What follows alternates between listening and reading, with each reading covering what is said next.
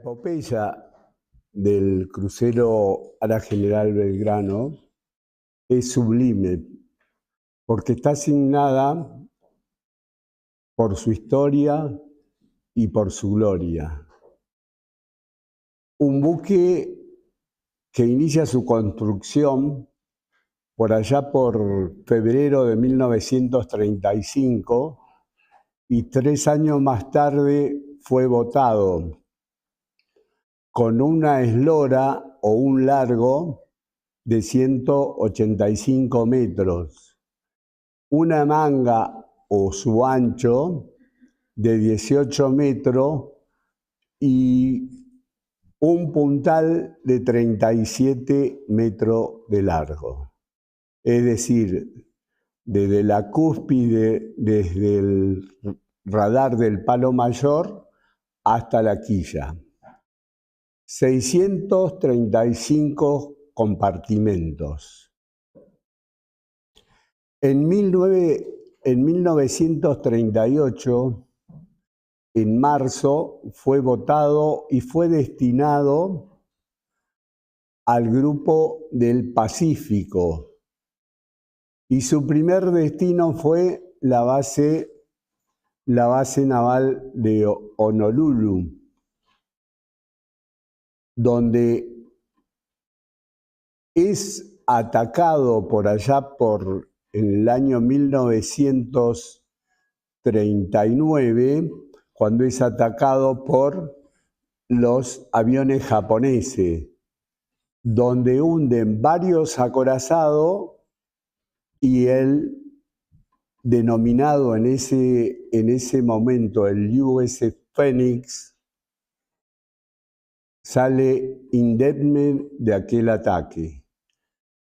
Iza sus anclas, eleva sus anclas, se hace a la mar y empieza a derribar aviones japoneses. Estuvo al servicio activo hasta 1949.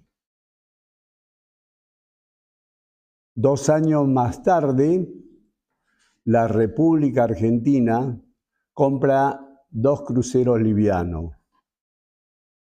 El primero es el Boyce, que se lo denominó como el Lara 9 de julio, que es gemelo del Glorioso, y el Fénix, que fue denominado y bautizado como 17 de octubre. El 5 de diciembre de 1951 inician su arribo triunfal a la base naval de Puerto Belgrano, donde sería su base de origen. 4 años más tarde es modificado su nombre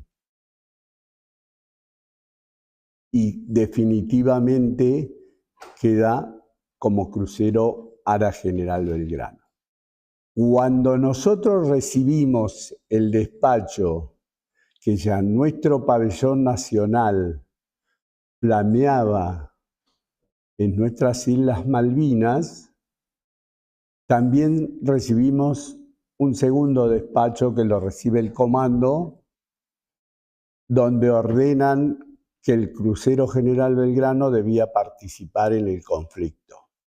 Imagínense ustedes que teníamos por delante una reparación de 40-50 días más para tenerlo apto.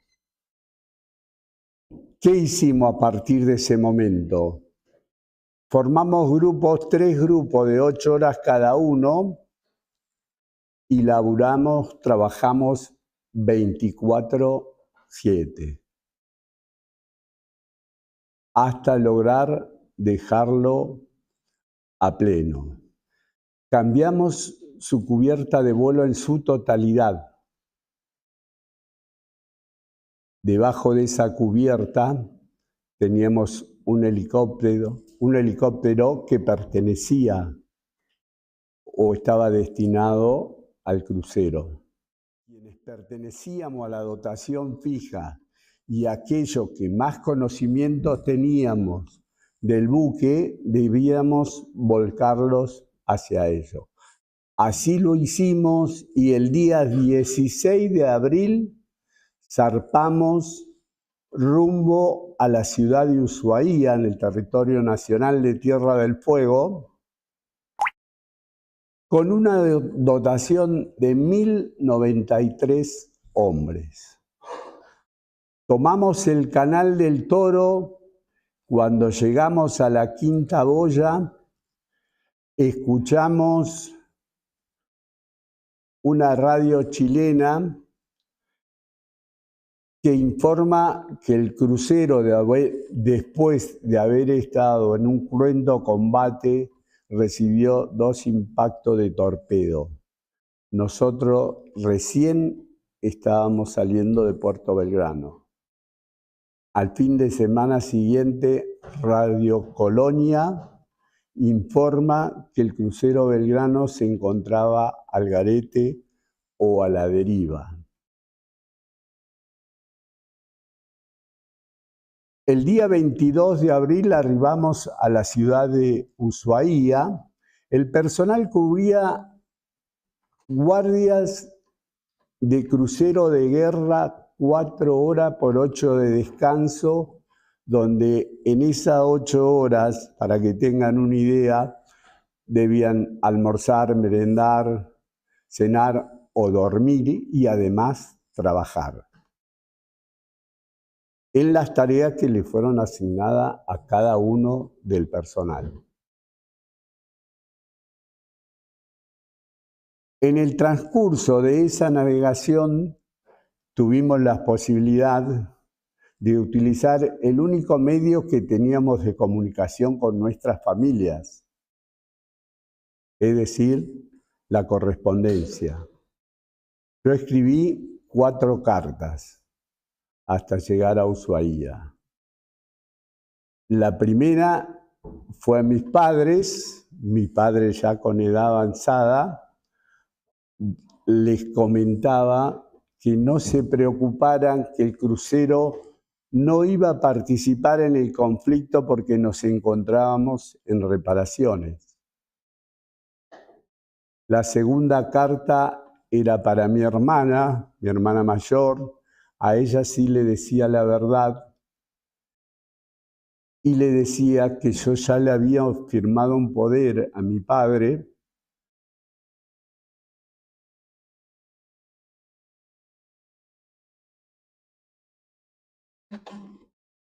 y le decía que ella debía encargarse de cuidarlos a ellos por si a mí me pasaba algo. La tercera carta se la escribí a María, la que hoy es mi esposa, y la cuarta carta se la escribí a los que hoy fueron mis suegros.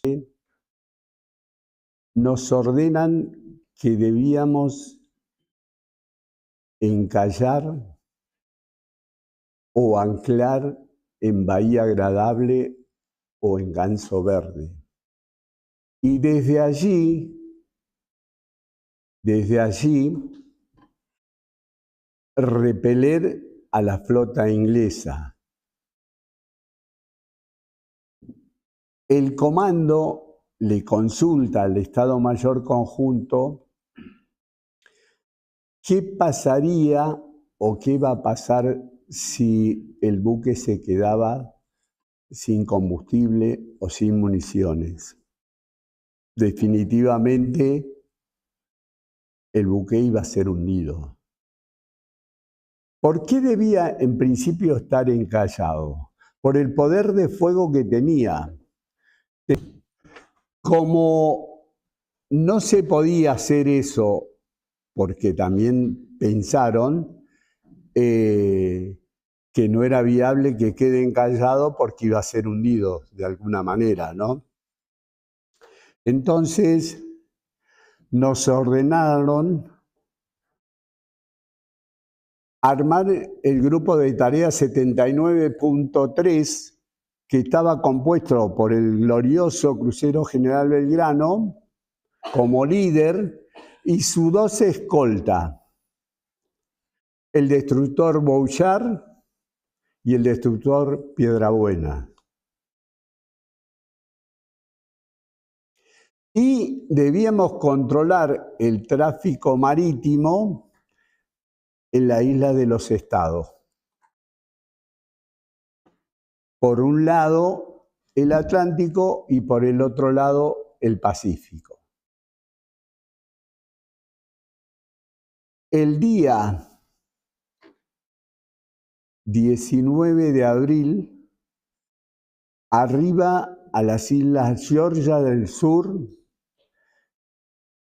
el submarino de propulsión nuclear HMS Conqueror de bandera inglesa. Y el día 29 de abril recibe la orden de ir en búsqueda del crucero Belgrano. El día 1 de mayo recibimos la orden de hacer un operativo Pinza con el grupo de tarea norte que estaba compuesto por el portaaviones Ara 25 de Mayo y sus escolta. En ese operativo, dado que habían detectado a la flota inglesa, íbamos a atacarlo desde los 2 lados.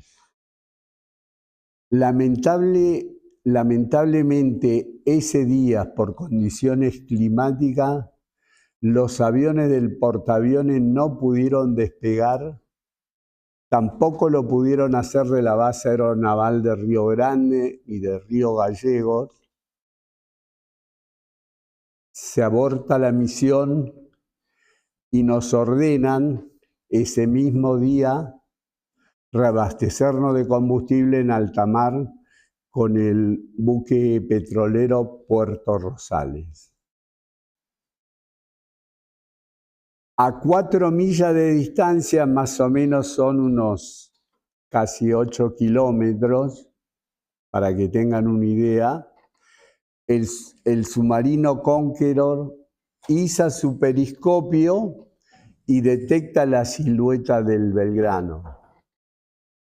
El comandante ordena cargar 3 torpedos en los tubos para disparar en cuanto su comando lo ordene. E informa al comando inglés. El comando inglés le ordena al submarino mantenerse en sigilosa porque había llegado ya ese preacuerdo. Políticamente, ese acuerdo a la Argentina le venía perfecto. ¿Por qué? No habíamos disparado un tiro cuando recuperamos nuestras islas. Tampoco íbamos a derramar sangre porque ya estaba ese acuerdo previo. Pero a Inglaterra no le servía para nada ese acuerdo. Por ello ordena el hundimiento del crucero General Belgrano. De pronto el buque empieza a hundirse de popa. ¿Qué hace? Desplaza todas las balsas que estaban en la proa y las aleja. La desesperación de toda la balsa para alejarnos de esa zona. ¿Por qué? Porque la tendencia de un buque es, cuando se está hundiendo, es darse vuelta a campana. Y de acuerdo a la longitud o la eslora que tenga, va a ser el radio de aspiración o succión que va a producir. ¿Y qué significaba eso? Que ahí moríamos todos. Por eso lo llamamos el milagro del crucero Belgrano. El buque se fue hundiendo en forma de una palanca. Cuando vemos que se hunde el radar del Palo Mayor, desde una balsa salvan vida, alguien gritó viva la patria, viva al Belgrano. Fue un grito, ¿no? Un grito al unísono. Hoy, cumplido ya el 44º aniversario de la recuperación de nuestras islas, hoy están los 323 héroes del crucero a la General Belgrano custodiando nuestra soberanía a 4.200 metros de profundidad, allá en la cuenca de los Yaganes, a 78 kilómetros al sudeste de la isla de los Estados. Muchísimas gracias por escuchar.